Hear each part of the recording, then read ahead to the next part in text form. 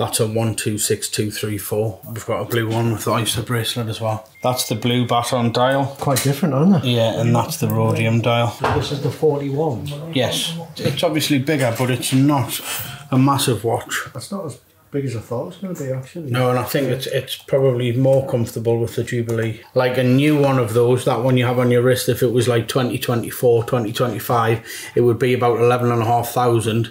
We have the same watch, which is 2018, and that is less than 10,000. So it's exactly the same watch to look at. It's in the same condition, but because it's older, it's the same price as the 36mm. Right. So it's 9,750.